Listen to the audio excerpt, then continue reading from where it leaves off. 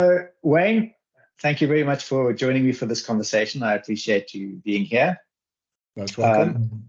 And just for everyone else's benefit, you're with a company called Synchronicity. Well, you kind of pretty much are half of that company. And I think we discovered a few seconds ago that you can say it much better than I can. So why don't you just tell us a little bit about what you guys do?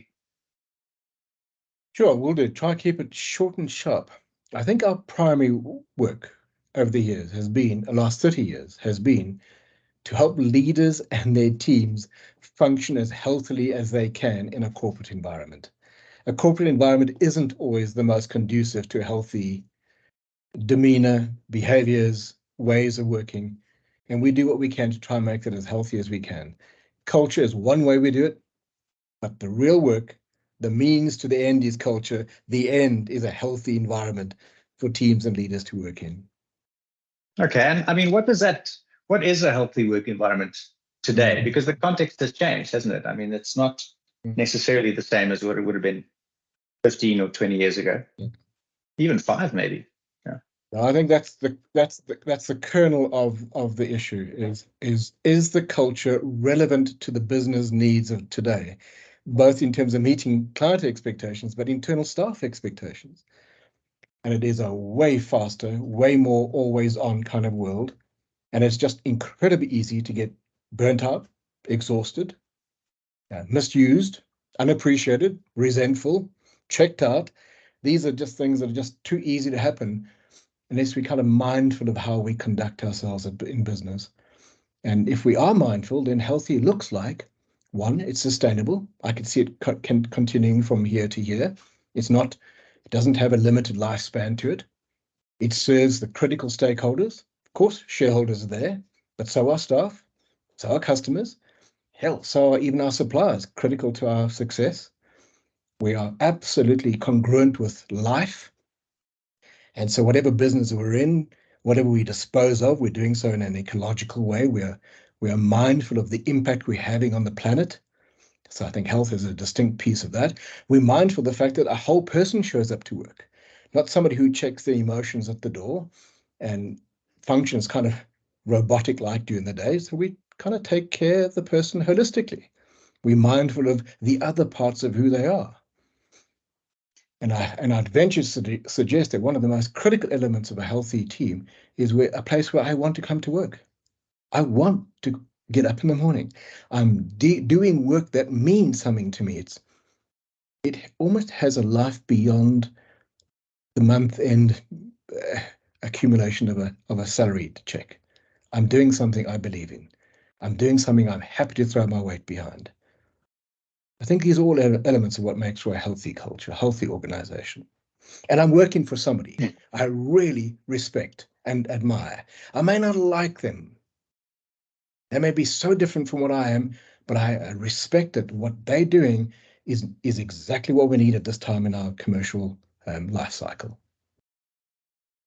Sure, those are difficult things. I mean, you'll know that I'm a part of the choir that you'd be preaching to. I'm really brought into this idea of investing in people and in the culture of an organization.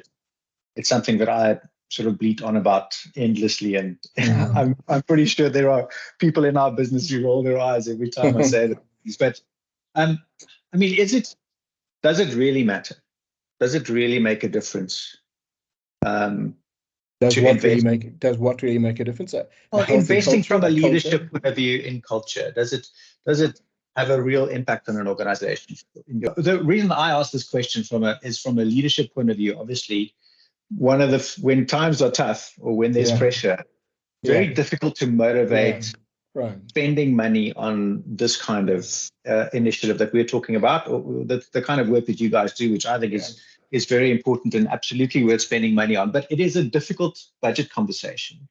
And I think the point that you have to be able to prove in the end, most often to some beaten counter, although I must give some of them credit that they can look up beyond the spreadsheet. But you have to almost be able to motivate that it will have a material impact on the performance of the organization. I mean, how do you have that conversation? Okay, so I think you're now homing in on the most difficult piece of culture, to land the importance of culture in a leader's mind who has a mechanistic view of the business, who simply says people are cogs in wheels. If the wheel isn't working, remove the cog, replace it with somebody else more successful, more competent, more capable. If that's my way of looking at work, if it's just a machine I must tend, then spending money on culture is impossible to justify because I'm using the wrong metrics to measure it. And what would you say the right metrics for that are? Things like engagement. Are people engaged? And there are very clever ways and simple ways to measure engagement. Things like creativity, capacity to have generative conversations, the capacity not to be circling back in deja vu type conversations. Are we really speaking about this thing again? We're kind of moving forward and we're evolving, learning from our mistakes, where it's actually psychologically safe to acknowledge that, man, we made a massive mistake, but I'm sharing this in the spirit of you guys kind of navigating a different route to the one I navigated, and woe is me for having made the mistake, but it's so safe for me to acknowledge that here. So I think there are other softer measures that are much more appropriate to culture than has it resulted in customer retentions? Has it resulted in a sales revenue uptick? Those are not the metrics to measure culture by.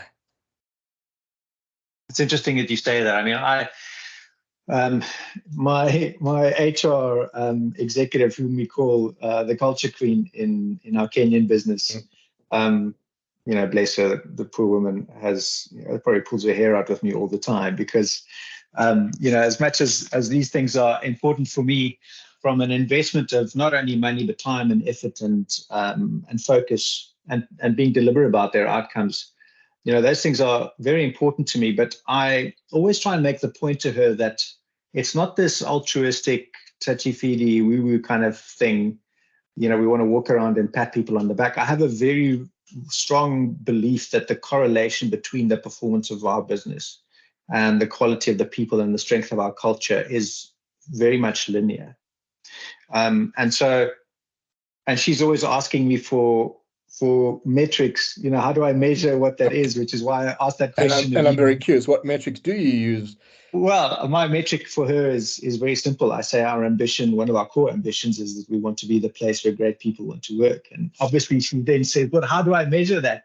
And I say, well, if I look up and I look around and there are awesome people, then you've been successful. But it doesn't boil down to the quality of leadership, though? I mean, you have mentioned leadership a couple of times, though. And I have to say, my personal experience up until very recently, and that might be because I no longer report to many people at all, is that I was often, and I've been in a number of large and multinational corporates, I was more often than not very disappointed at the quality of the leadership that I was exposed to, the people that I had access to as leaders in an organization. And, when you're younger, you just sort of shrug your shoulders and go, well, this guy's clearly an idiot and he's just old. But I mean, that's not fair. I suppose as time has passed, I've also come to realize that actually good leadership is not really taught anywhere in a way that is deliberate enough, in my opinion. I mean, I don't know what your view on that is, but I just don't see that. And I don't see the result of it, but I also don't see the activity that would lead to that result in a great number of businesses. In my 40th year, I did an MBA at UCT.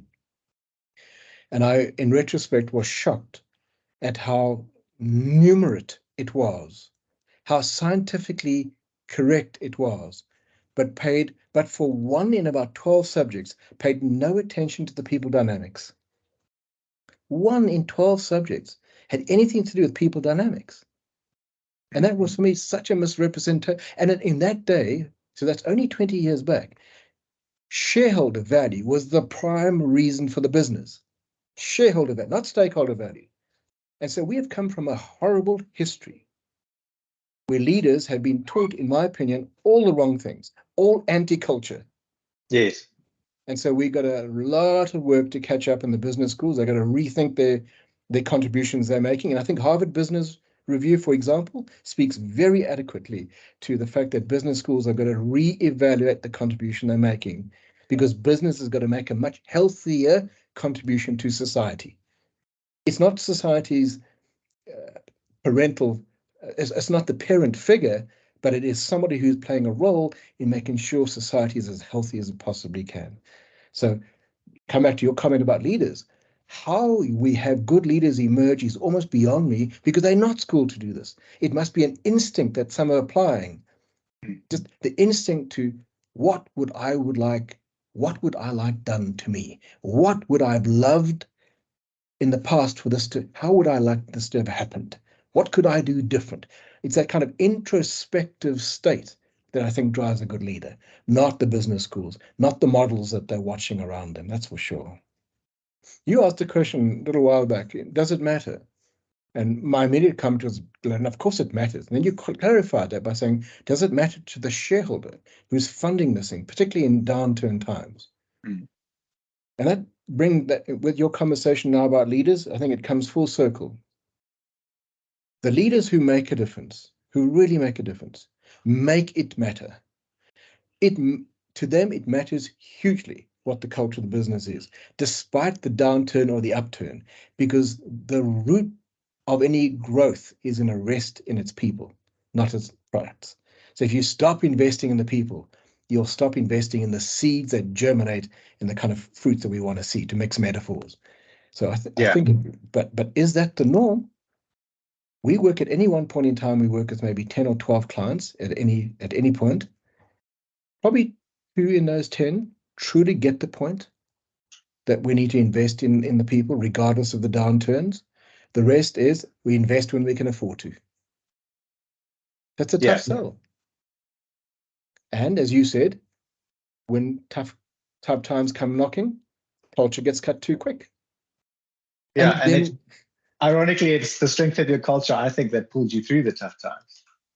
Not the size of the stick that you use or any of those things. It's the strength of your culture. I think COVID brought that home to many.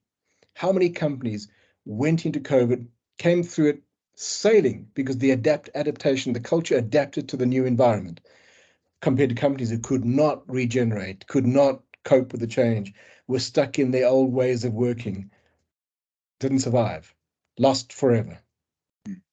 That goes along with that very often for me is this question is often implied and quite often actually said in so many words. Will this help us get our people to be willing to go the extra mile? Is what is often said. Now you're getting, I think, to potentially the most nefarious part of culture. To what extent is culture my capacity to indoctrinate my people to think in a way I want them to think? Yes.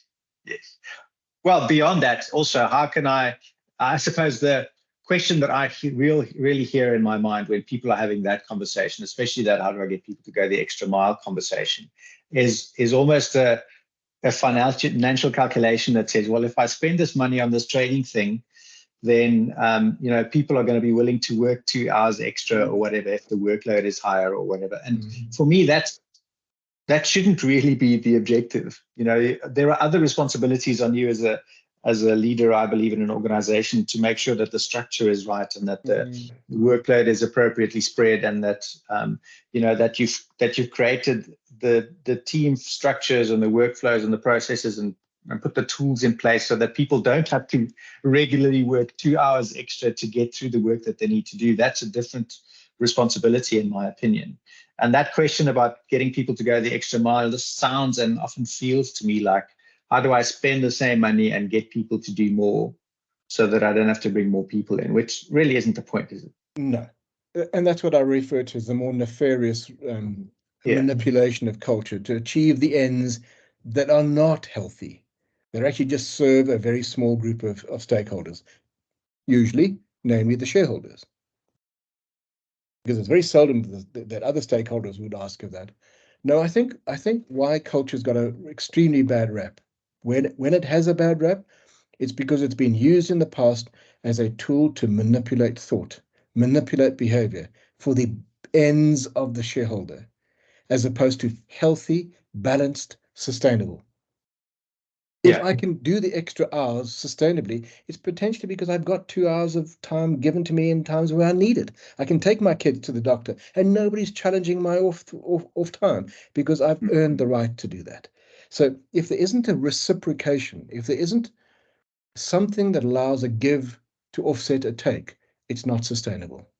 And people are very quick to see through the more insidious side of culture manipulation. And I think, honestly,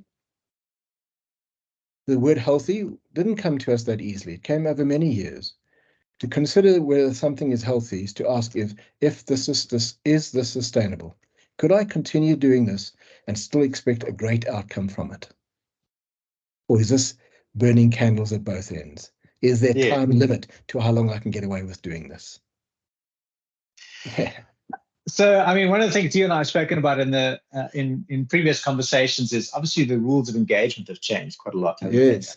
they? Yes. The difference between sitting in a room Yes. with a room full of people and being able to Yes. facilitate the workshop, and Yeah. now doing a lot of that stuff online. Let me just see if I can show you something here. I mean, to what extent is that influencing how you guys engage? I mean, I'm gonna just let me do something here to show you what I mean. I mean, how has it ever happened to you that you've come onto a workshop environment, an online workshop in particular, and you've been faced with someone attending as an avatar? That's actually not the worst of it. The worst of it is just no camera being functioning at all. It's simply a blank screen. Yes. That's very cute. Let me tell you, we've certainly had some exposure to this. And whilst we could do some components, some portions of it online, namely the one-on-one conversations, this kind of conversation, affords me the luxury of paying extraordinary attention to you without you Yes. feeling uncomfortable with it. If I Yes. just stare at you as intensely in a face-to-face conversation, one-on-one, it could be quite intense. Yeah. So one-on-one has a place, online has a place. It has no place in a one-to-many. And therefore, any group conversations around culture, we're flying in. The follow-up one-on-ones with the execs, we can do Sure, that yeah. online. But we have no capacity to read rooms when you got this remote camera from a distance, giving you no real nuance. And there's no energy, there's no chemistry being portrayed in the online conversations. And by the way, in our world, culture is actually all about conversation. It isn't a tool, it isn't a technique, it isn't a skill set, it's a mindset. Yeah. Actually, culture is simply the collective mindset of the major influencers in the business. Normally the leaders, but not always, sometimes the informal leaders. But Yeah. it's the collective mindset. You do not shift collective mindsets by engaging remotely. If you do, we don't have that skill. We just have not seen that done eloquently. Okay. And the common knowledge, I guess, that's been sort of bandied about, well, certainly that I've been exposed to, is that culture can generally be maintained virtually or online with a team that is already established, but is Yes, I think difficult so. to achieve when you bring new people in. Would you say that that's correct? Well, I wouldn't say that's the case if the culture is well established in a strong team that's built it from scratch, and has a 1 or 2 change of members, and it's a nice 8-10 man team. So I've got a 10% or a 20% turnover, still doable. But when you're getting to 30%, 40% of the staff is new, start again. Start again. Yes. Okay. Go back to the beginnings and reestablish the kind of mindset you want people to reestablish. The kind of mindset is needed by the business and congruent for the company. Because I think there's 2 big things. We try to culture so often thought of as a tool to get staff to engage. But if the culture gets staff to engage in a business that has no longer got relevance, it doesn't stay alive for long. And Yes. so culture has got to have at least one eye on, is the way we do things around here conducive to us staying relevant in our marketplace?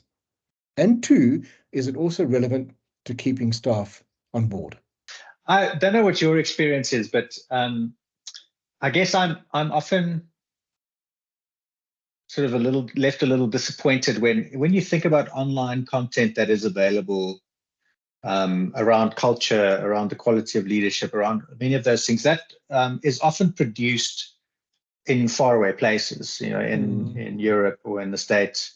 And I have to say that the relevance, therefore, is more often than not quite diluted in our sort of continental context, if you like, whether you view us to be the developing markets or the third world or whichever descriptor you want to use there. It's you can't quite export these frameworks and the methods of thinking and even the perspectives and transplant them into our environments because they don't really fit naturally. The context isn't the same.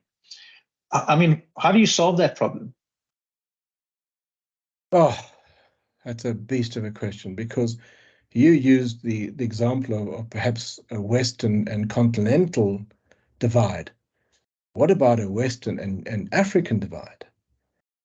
Yes. So we're seeing in the African context cultures that have got such mixed origins. We got a young 26-year-old, high-powered, highly educated Black woman, immensely competent, unwilling to lead a team because in the team is a 58-year-old man who is the chief of her tribe, but she's asked to provide leadership.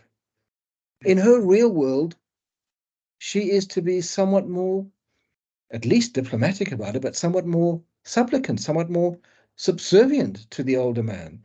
And at work, the roles are entirely reversed. And so how now do we coach, guide that leader to hold the older man accountable for results that the business feels he's not achieving? Yes. And there's no easy answer to that other than these folks have to navigate sometimes enormous dualities. The economic realities are also completely mismatched, though, are they not? I mean, it's difficult to transplant, the average employee from the African content into the context that we see, these kind of leadership programs or educational programs. I think the perspective is just not the same. Loren, we did for your team a thing called Spiral Dynamics. Yes. And Spiral Dynamics is one of the very few easily accessible frameworks to help understand cultures and how they evolve. And I've never seen anything more useful to help navigate this space. How do we understand that in that context, there's a very aggressive culture, and we need that because that's what's required. But in that context, it's got to be a much more softer, gentle. For example, a sales culture is traditionally a much more aggressive culture. But customer service, a call desk, can't be aggressive. And how do these cultures live simultaneously in an organization? And so the knowledge of Spiral helps us understand that isn't our culture. That is the culture we need to get the outcomes we want. In that culture, in that division, the culture's got to be different. Even though I may leave then, go home to my own culture temporarily while I'm at work, I need to adopt that culture as my reality. It's that mindset I need to adopt while I'm in this business. And so we have to be able to navigate those complexities.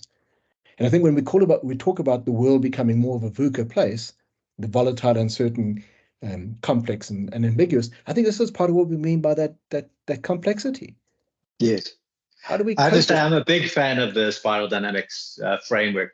I certainly learned quite a lot from going through that program with you guys. It's the most comprehensive that I've certainly been exposed to. I mean, there are many other programs, and I would encourage anyone to speak to Wayne about what Spiral Dynamics is. I'm not going to even attempt to try and explain what it is, and we don't have enough time on this call to get into it. But it really is worth exploring, in my opinion, in our context, and from a timing point of view, from a socioeconomic, macroeconomic, geographical point of view, it certainly is the most applicable framework for that.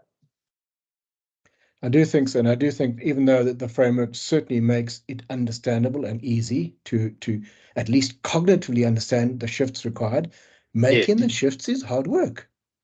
This example, this is not an academic example. This lady, her image comes to mind so strongly. She was struggling. How on earth do I navigate between my professional world and the world I go home to in the weekend? Yes. Not an easy, and no easy trite suggestions were going to, solve the complexity of her challenge.